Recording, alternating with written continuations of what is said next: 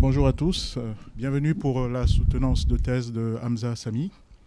Je vais présenter rapidement le jury. Donc on a comme rapporteur professeur Laurence Duchien de Lille 1, Franck Barbier de l'Université de Pau, et puis on a en tant qu'examinateur donc Jean-Claude Royer de l'École des Mines de Nantes. Et puis en encadrant, on a Hélène Le Guen de Ali Fortec, et puis Benoît Baudry, directeur de recherche à l'INRIA, et puis moi-même, César Viau, professeur ici. Donc Hamza, tu as 45 minutes pour nous présenter tes travaux, et puis après, on pourra poser quelques questions. C'est à toi. Merci. Bonjour tous. Je vous remercie d'assister à ma soutenance. Aujourd'hui, je vais vous présenter le sujet de mes travaux. C'est intitulé « Thèse basée sur les modèles appliqués aux lignes de produits ». Cette thèse a été réalisée dans un contexte de CIFRE, en collaboration avec INRIA et la société Allfortec. Allfortec, c'est une société de services et aussi fournisseur d'outils de tests et de sûreté de fonctionnement. La thèse a été encadrée par Benoît Baudry, et dirigée par Benoît Baudry et co-encadrée par Hélène Le Guen. La thèse entre dans le cadre de domaine industriel et traite en particulier le problème d'optimisation de tests des systèmes embarqués auxquels les clients d'Allfortec sont confrontés et aussi les partenaires du projet MBAT. Le projet MBAT, c'est un projet européen financé par Artemis où il y a 39 partenaires européens travaillent en collaboration pour développer et améliorer les méthodes et les outils de vérification et de validation. Avant de vous parler de l'optimisation de tests des systèmes embarqués, je vais prendre pour exemple le domaine automobile. Aujourd'hui, la voiture est un environnement riche et diversifié. Il embarque de milliers de fonctions complexes gérées par un système assez sophistiqué et complexe. Aujourd'hui, la voiture embarque de plus en plus des technologies innovantes qui permettent de rendre la voiture autonome et intelligente. Cela pose des problèmes aux développeurs parce que la complexité évolue et l'espace de données à analyser est important. Et, face à cette croissance, on est confronté à un nombre infini de combinaisons de données possibles, données d'entrée possibles et d'événements. Les développeurs sont aussi confrontés à d'autres contraintes, comme les contraintes fortes de sûreté de fonctionnement pour assurer le bon fonctionnement du système et d'éviter d'avoir des accidents à cause des bugs. Il y a d'autres contraintes fortes, contraintes de certification, de réglementation, qui exigent des activités de vérification et de validation rigoureuses pour fournir des systèmes avec une meilleure qualité. Face à ces problématiques, les ingénieurs et les développeurs de ces systèmes ont choisi de se baser sur l'ingénierie dirigée par les modèles, qui permet pour traiter les problématiques de tout ce qui est sûreté de fonctionnement grâce au model-based analysis et pour tout ce qui est problème de validation, se base sur le modèle-based testing. Le modèle-based testing, c'est une activité qui se base sur un modèle d'exigence à partir duquel il génère automatiquement les cas de test. En d'autres termes, le processus se base sur les exigences fonctionnelles.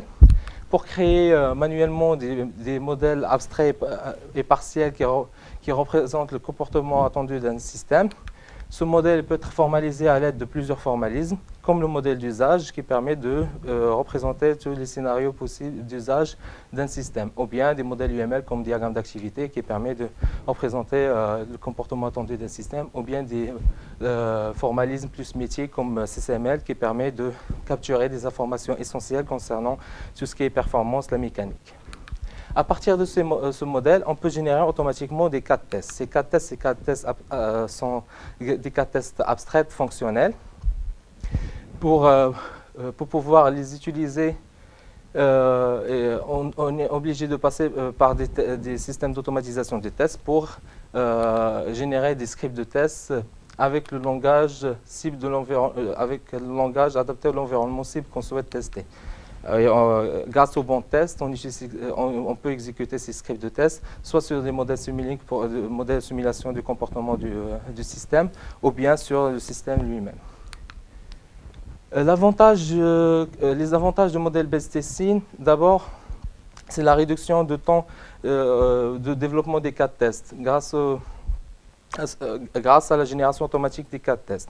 Il y a aussi un autre avantage, c'est pour pouvoir travailler avec le modèle Based Testing, on a besoin de retravailler les exigences, de le mieux détailler pour pouvoir les représenter grâce à un modèle et aussi pour mieux comprendre le système. Et d'autres avantages, c'est la traçabilité automatique entre les exigences et les tests. Grâce à ça, on peut aussi savoir est-ce qu'on a réussi à couvrir des exigences ou non. Il y a des outils qui existent qui implémentent cette approche, des outils académiques comme GSXM ou bien des outils commerciaux comme Microsoft Spec Explorer ou bien l'outil de Smart Testing qui sont plus orientés système d'information ou bien il y a d'autres outils qui sont orientés plus test système embarqué comme Matelot. Dans le cadre de la thèse, on utilise Matelot, Markov Test Logic, c'est un outil développé par All4Tech qui se base sur les modèles d'usage pour dériver automatiquement les cas de test selon des critères de sélection différents et aussi selon les objectifs de test qu'on a fixés. Et ces cas de test, on peut aussi les générer d'autres formats pour les exécuter, pour les exécuter par les bons tests. Matelot fournit aussi d'autres fonctionnalités comme des rapports automatiques, ce qui permet de suivre la couverture des exigences et aussi pour définir les critères pour arrêter les tests. Le modèle sur lequel se base Matelot, c'est des chaînes de Markov qui sont basées sur deux formalismes. Le premier, c'est un modèle d'état fini qui permet de représenter tous les scénarios d'usage d'un système. Et le deuxième, c'est les profils d'usage, qui permet de représenter statistiquement l'usage d'un système. Les états ici représentent l'état du système et les transitions, c'est les actions qu'on souhaite effectuer sur le système. Et les états peuvent référencer aussi d'autres modèles qu'on les appelle des sous-chaînes. Cette représentation hiérarchique permet de faciliter la mise en œuvre du modèle pour des systèmes de grande taille ou bien complexes. Au niveau des transitions, chaque transition porte des probabilités. Ces probabilités sont utilisées pour modéliser statistiquement l'usage d'un système et sert aussi à sélectionner les chemins de test qu'on va générer après. Aussi, les transitions, au niveau des transitions, on peut associer aussi des données d'entrée et des résultats attendus qui vont être réutilisés après pendant la génération des cas de test. On peut associer aussi des exigences pour savoir est-ce qu'on a pu couvrir par rapport à une fonction donnée cette exigence ou non. Ça sert en fait pour des liens de traçabilité.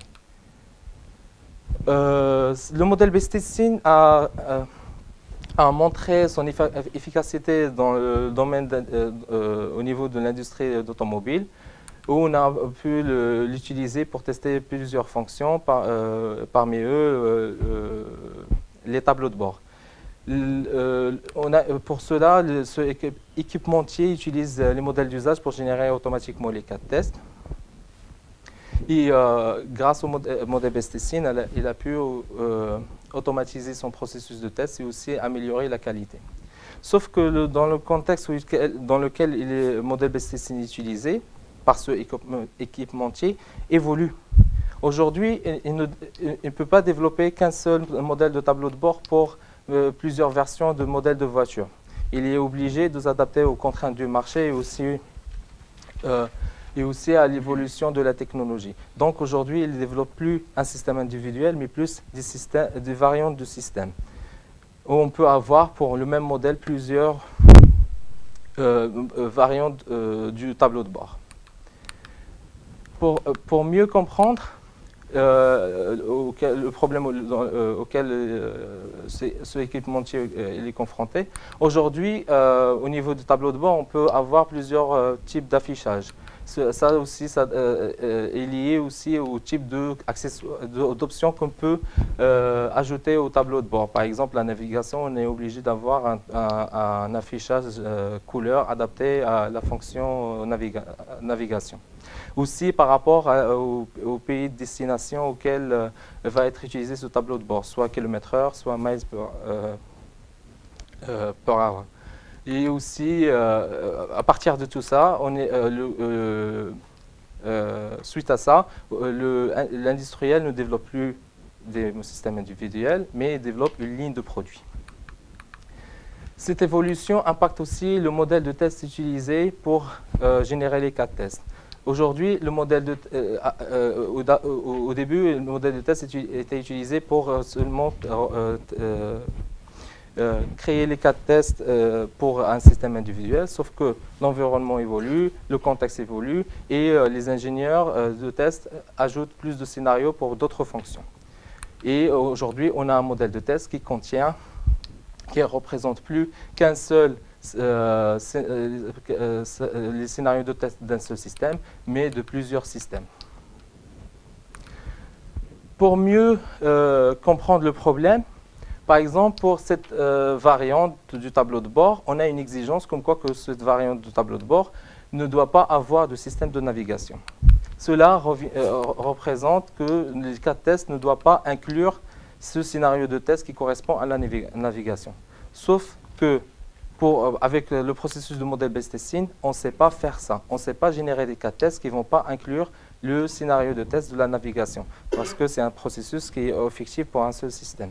Les cas de test qu'on va générer, c'est des cas de test qui vont contenir le scénario équivalent au système de navigation. Pourquoi? Parce qu'aujourd'hui, le modèle de test qu'on a, c'est un modèle de test. Ce ne représente pas un seul produit, mais il représente une famille de produits. On a les scénarios de plusieurs caractéristiques entremêlées entre eux et on n'arrive pas à générer les cas de test qu'on souhaite pour une configuration donnée. La question aujourd'hui qui se pose, c'est comment générer des cas de test, par exemple pour le produit gris, générer seulement les scénarios de test qui correspondent au produit gris. Dans le cadre de cette thèse, on a traité deux verrous scientifiques. Le premier verrou, c'est comment introduire la variabilité dans les modèles de test et comment créer un lien entre les éléments de la variabilité et les éléments du modèle de test. Le deuxième verrou, c'est comment générer automatiquement les tests spécifiques à une variante donnée de la ligne de produit. Maintenant, j'ai présenté le contexte. Je vais présenter la contribution. La contribution, consiste à partir des exigences fonctionnelles de la ligne de produit, on va créer un seul modèle de test qui représente tous les scénarios d'usage de la ligne de produit. À partir des exigences aussi, on va documenter la variabilité à l'aide d'un formalisme dédié à la variabilité. On va avoir un modèle de variabilité à côté du modèle de test. La troisième étape, c'est de créer un lien entre les éléments de la variabilité et les éléments du modèle de test. Et pour une liste de produits ou bien les configurations qu'on souhaite tester dans une ligne de produits, on va dériver automatiquement les modèles d'usage spécifiques à chaque variante, à partir desquels on va les réutiliser dans le contexte classique de Matelot ou bien du modèle-based testing pour dériver automatiquement les cas de test qui correspondent à chaque variante. Pour cela, on utilise, pour représenter la variabilité, on utilise le formalisme de Orthogonal Variability Model, OVM. OVM, c'est un modèle plat qui permet de représenter graphiquement la variabilité et de documenter uniquement la variabilité de la ligne de produit. Ce langage permet de représenter les liens entre les éléments de la variabilité et aussi il permet d'exprimer les contraintes entre les éléments de la variabilité. Cela a un avantage, c'est de réduire la complexité et d'avoir moins de produits possibles. Il permet aussi d'avoir qu'une liste de produits valide qu'on peut réutiliser après, soit pour le test, soit pour autre chose. Aujourd'hui, ce qu'on ne sait pas faire avec le formalisme OVM, c'est d'exprimer le lien entre les exigences et les éléments de la variabilité. D'exprimer ça, de le formaliser aussi. Ce lien-là, aujourd'hui, on a étendu le formalisme pour exprimer le lien grâce aux exigences, le lien entre les caractéristiques et les exigences. Ce lien va être réalisé à l'aide d'un outil. Et on a utilisé cette fonction pour exprimer le lien direct entre les exigences et les caractéristiques, qu'on a ajouté au formalisme actuel de OVM. À quoi va nous servir cette association? On a le modèle de variabilité, à partir duquel on peut créer des configurations pour le test. Ces configurations, par la suite, grâce au lien entre les caractéristiques et les exigences, on est capable de détecter pour une configuration donnée les exigences qui correspondent à cette configuration, grâce à cette association. Le deuxième volet de mon travail, c'est le modèle d'usage de la ligne de produit. Le modèle d'usage il est effectif pour un seul système. Nous, on propose de l'étendre et de l'utiliser pour le test de ligne de produit. Et cela par la réalisation d'un seul modèle d'usage pour toute la ligne de produit. Pour cela, on doit avoir tous les points communs de la ligne de produit représentés dans le modèle d'usage. Et les éléments qui correspondent aux caractéristiques, à la variabilité de la ligne de produit, doivent être étiquetés par des exigences. Et on conseille aussi d'utiliser la notion de sous-chaîne pour faciliter la réalisation du modèle et aussi on le conseille pour les utiliser pour modéliser des sous-fonctions. Aujourd'hui, on sait faire. Il y a un lien qui existe entre les transitions et les éléments du modèle de test et les exigences, mais qui est réalisé à l'aide de l'outil Matelot, mais il n'est pas formalisé. On a ajouté une fonction qui permet de récupérer ce lien entre les exigences et les transitions, l'ensemble des parties des transitions. Pour mieux détailler, pour mieux représenter ces contributions, on propose d'avoir un modèle de variabilité à côté et le modèle d'usage de la ligne de produit. Grâce aux exigences qui vont jouer un rôle pivot entre le modèle de variabilité et le modèle de test, on peut identifier pour chaque élément du modèle de variabilité l'élément correspondant, l'élément du modèle de test qui correspond à ces caractéristiques.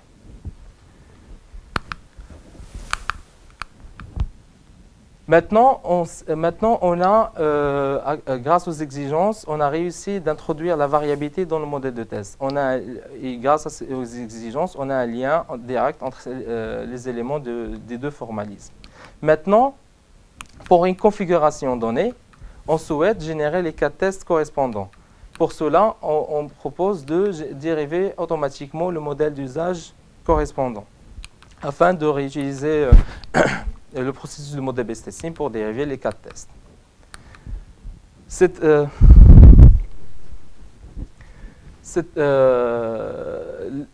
Le processus de dérivation est basé sur 4 étapes. La première étape, c'est la sélection des caractéristiques qui correspondent à la configuration qu'on souhaite tester. La deuxième étape, c'est la sélection et la classification des exigences qui correspond aux caractéristiques qu'on souhaite tester. La troisième étape, c'est la sélection et la classification des transitions qu'on doit garder et qu'on ne doit pas garder dans un modèle d'usage qu'on va dériver. Et la dernière étape, c'est la dérivation du modèle d'usage. La première étape, c'est la sélection des caractéristiques. La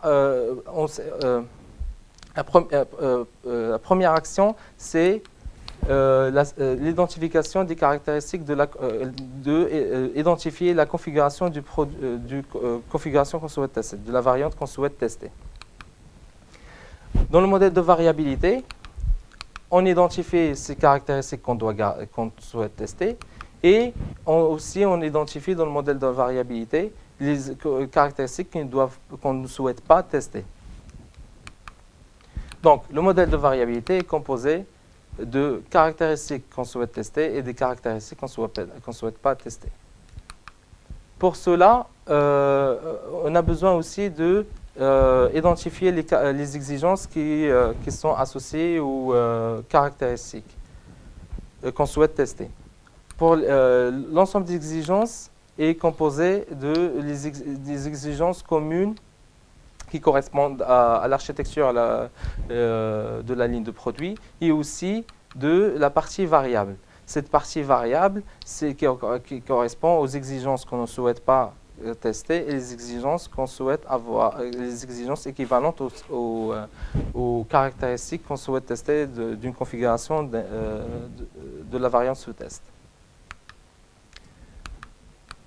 Donc, quand je parle de exigences variables, pour moi, et dans le contexte de cette approche, c'est toutes les exigences qui ont un lien avec les éléments du modèle de variabilité. Cette partie-là, ça correspond à l'ensemble des exigences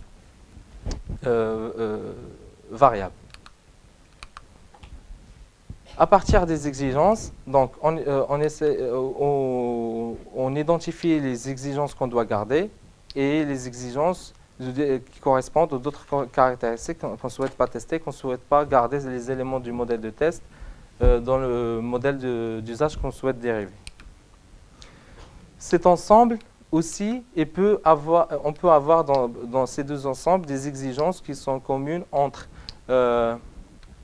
les éléments à garder et les éléments qu'on ne souhaite pas tester. Donc, pour résumer, les exigences, c'est un ensemble commun c'est une union de exigences qui correspond à la variabilité et les exigences communes. Et aussi les exigences communes entre les produits qu'on souhaite tester et les exigences qui correspondent à la configuration sous test et les exigences qui correspondent aux autres configurations qu'on ne souhaite pas tester pour le moment. La troisième étape, c'est l'identification et la classification des transitions au niveau du modèle d'usage. À partir du lien entre les exigences et les transitions,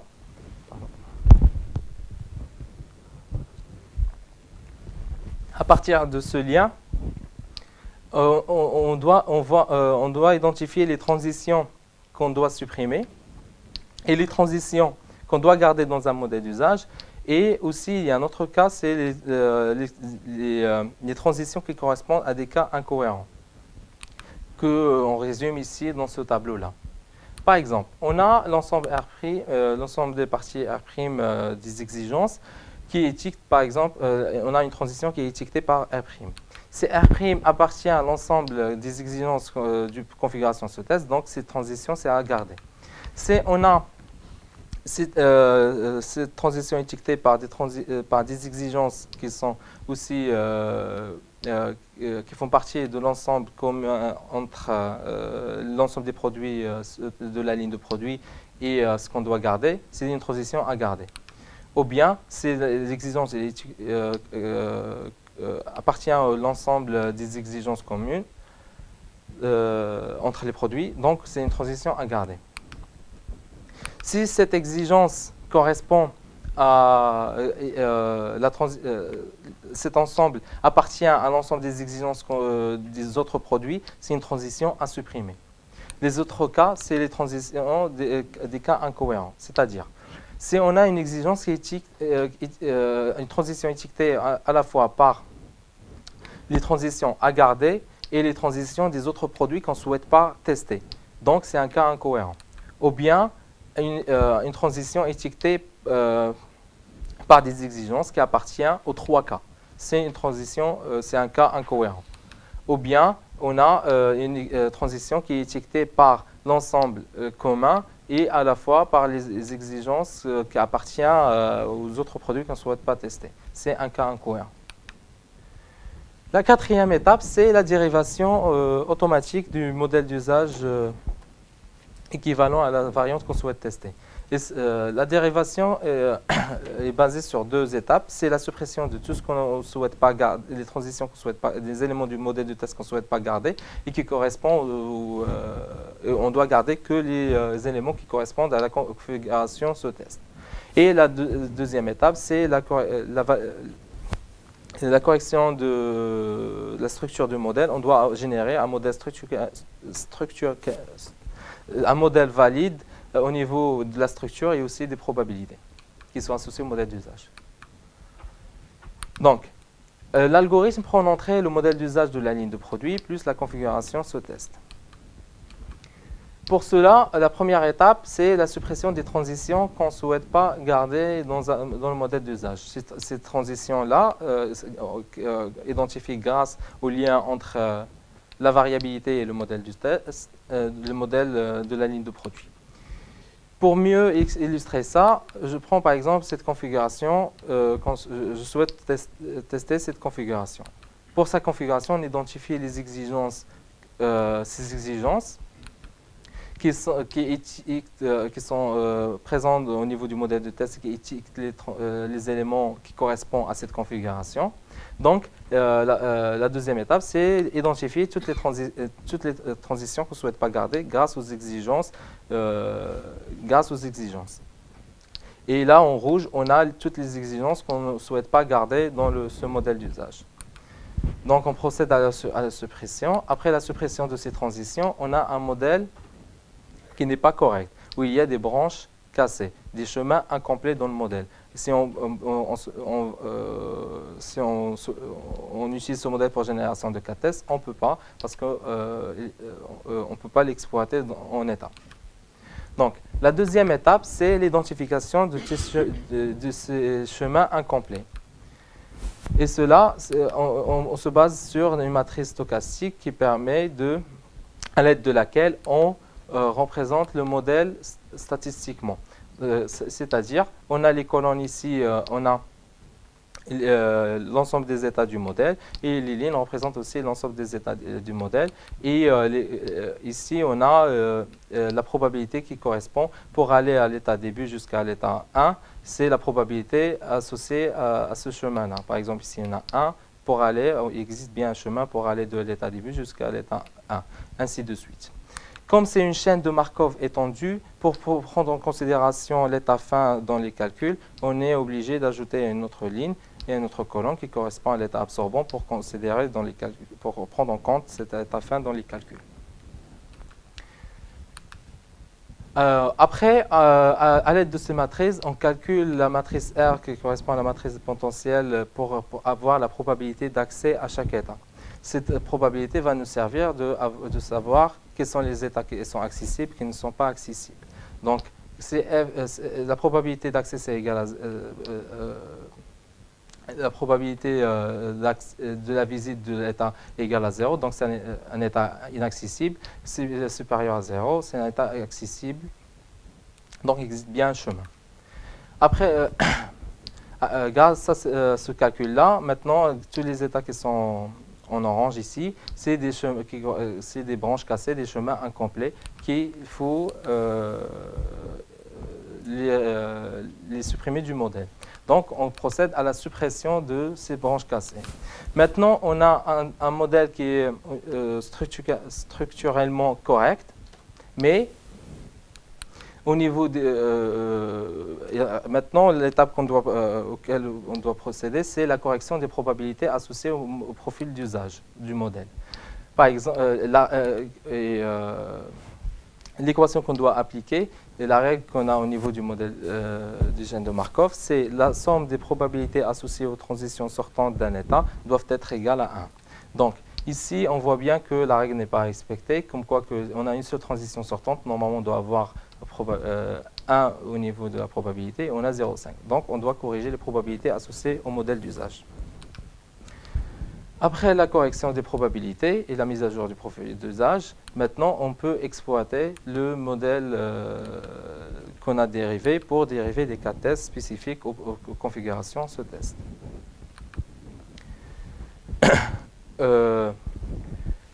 On a évalué l'algorithme, la performance de l'algorithme pour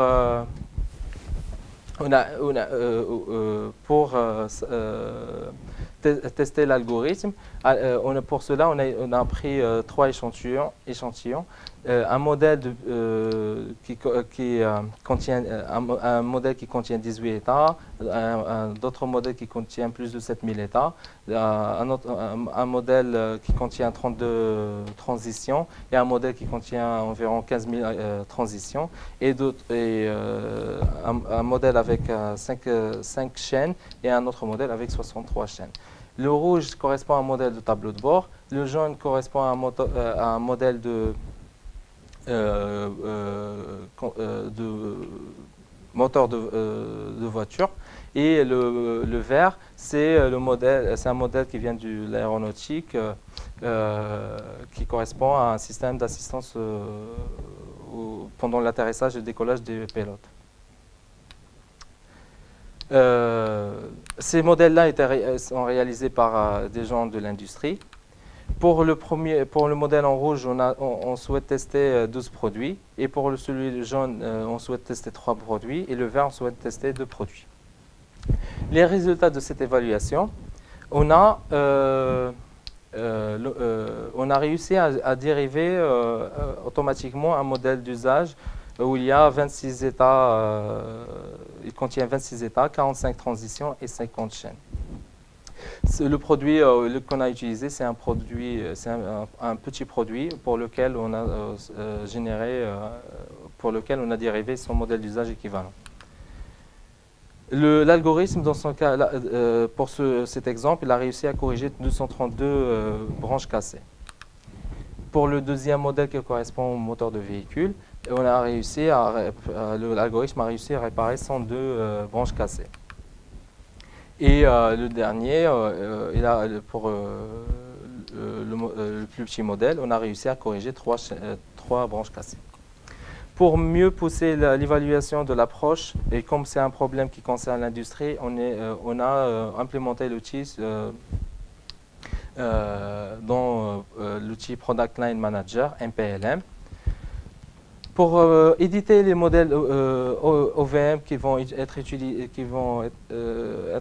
par MPLM, on a choisi d'utiliser l'outil de Paluno, RemedyMy, pour éditer un modèle OVM.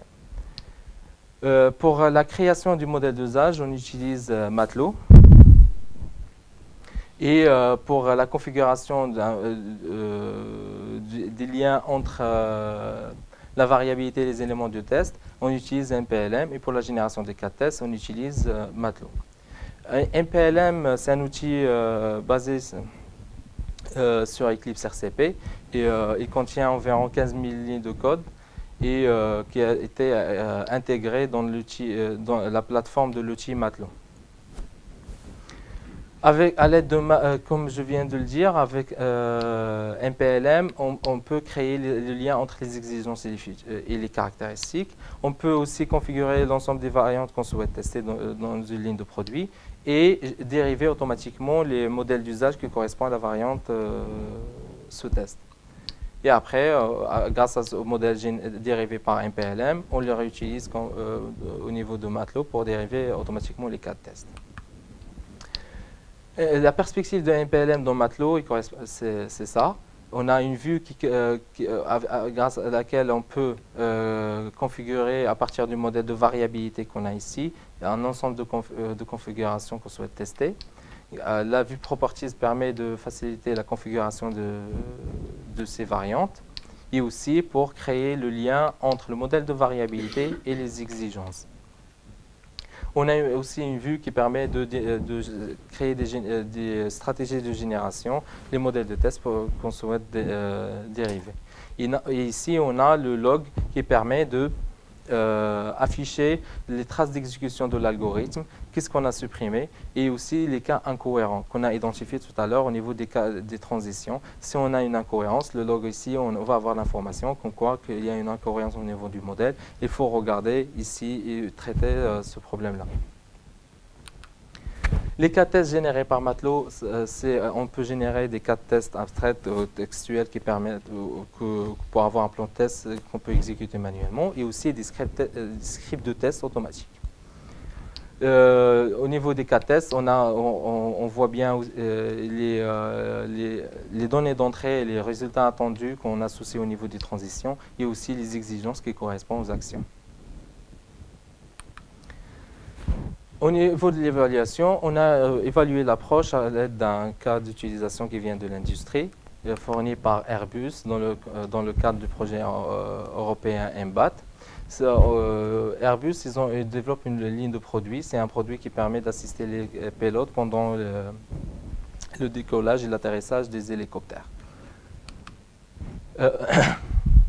Ils ont intégré MPLM dans leur chaîne d'outillage pour la vérification et la validation, où ils ont utilisé Matelot pour éditer le modèle de test de la ligne de produit et MPLM pour configurer le lien entre la variabilité et ils ont utilisé OVM, ils ont utilisé OVM pour décrire leur variabilité et MPLM pour configurer l'ensemble et dériver automatiquement les cas de test qui vont être exécutés par la suite directement sur le système qu'ils souhaitent tester, la variante de la ligne de produit sous test.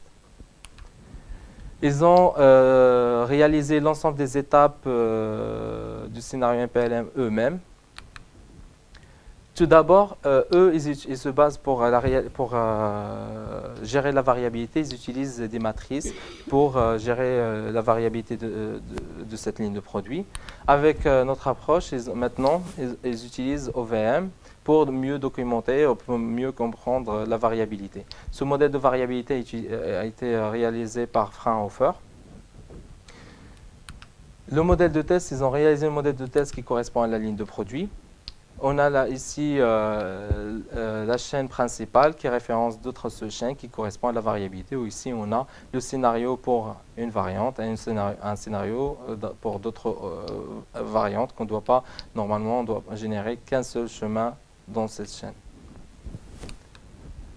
Et aussi, ils ont retravaillé leurs exigences pour pouvoir les réutiliser et créer le lien entre les caractéristiques et les exigences, et aussi ils ont configuré les deux produits qu'ils souhaitent tester au niveau de leur ligne de produits. À l'aide de l'approche, ils ont réussi à générer deux variantes du modèle d'usage. Ils ont réussi aussi à générer les cas de tests ils ont généré directement des script tests compatibles à XAMPP pour les exécuter sur leur système. On a eu des retours par rapport à cette évaluation qui sont: tout d'abord, ils ont réussi à avoir un gain de productivité en adoptant le modèle BSTC pour tester une ligne de produit. Pardon. La deuxième remarque concerne que la qualité est vachement améliorée parce que les modèles de test sont réutilisés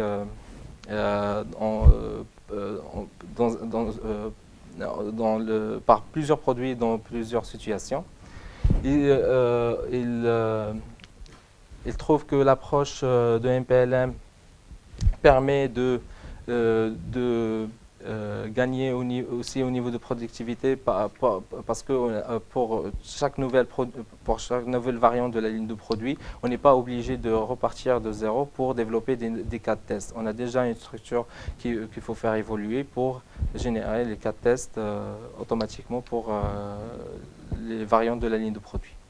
Et aussi, le fait d'utiliser un seul modèle d'usage pour la ligne de produit permet de réduire le coût de maintenance des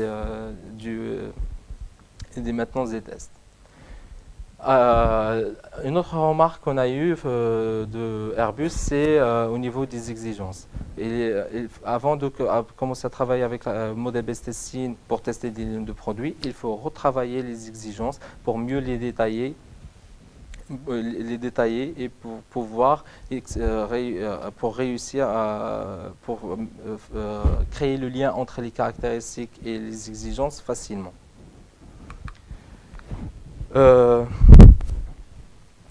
Au niveau, pour la conclusion, cette approche a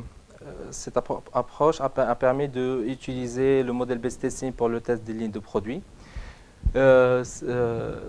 Grâce à, et aussi pour aider les utilisateurs actuels du modèle base testing qui sont confrontés à la variabilité de continuer à travailler avec le modèle base testing par la réalisation, la réalisation d'un seul modèle d'usage pour la ligne de produit, de la création du lien entre les éléments de la variabilité et les éléments du modèle de test, et aussi par la capacité de tester des nouveaux définir pour pouvoir tester avec moins de coûts les nouveaux produits et les nouvelles variantes qui peuvent venir après. Et aussi, ça permet un gain de productivité par la génération automatique des cas de test, et cela par deux étapes. D'abord la dérivation des variantes du modèle d'usage, et après réutiliser le processus traditionnel du modèle base testing pour générer les cas de test. Pour les perspectives, on souhaite évaluer encore cette approche par des cas d'utilisation de l'industrie, et pour aussi améliorer l'approche et pour fixer d'autres axes d'évolution. On souhaite aussi améliorer l'éditeur de OVM pour pouvoir associer directement les exigences aux caractéristiques au niveau de l'éditeur, et cela pour automatiser l'approche et aussi automatiser l'association entre les exigences et les caractéristiques. On souhaite aussi intégrer un outil d'analyse automatique du modèle de variabilité, comme FAMA OVM, pour pouvoir dériver automatiquement des produits selon des critères qu'on peut définir, soit des produits, et aussi ça entre dans le cadre d'automatisation de l'approche. Un autre volet sur lequel on a travaillé en collaboration avec le laboratoire Precise de l'université Namur, c'est de pouvoir prioriser des produits pour le test. Comme on sait, pour la ligne de produits, on peut avoir des centaines, voire même des milliers de variantes différentes, mais la question se pose, qu'est-ce que je peux tester d'abord ? Pour cela, on utilise le modèle d'usage de la ligne de produit pour utiliser les probabilités d'usage pour pouvoir qualifier à partir des cas tests générés quel produit on peut tester d'abord, et aussi cela est possible par le lien entre les exigences et les features et les caractéristiques, pardon. Au niveau de cet axe d'évolution, cette perspective, on a soumis dernièrement un papier au journal SOSEM qu'on attend toujours la réponse. Pendant ces 3 ans, on a réussi à publier dans plusieurs conférences internationales, par exemple SPSC, une conférence phare de ligne de produits, et aussi des conférences spécialisées dans le mode de test, comme ICTSS. J'ai aussi réussi à publier un journal français avec TIC, et j'ai participé à d'autres workshops et des conférences industrielles. Merci pour votre écoute, et si vous avez des questions.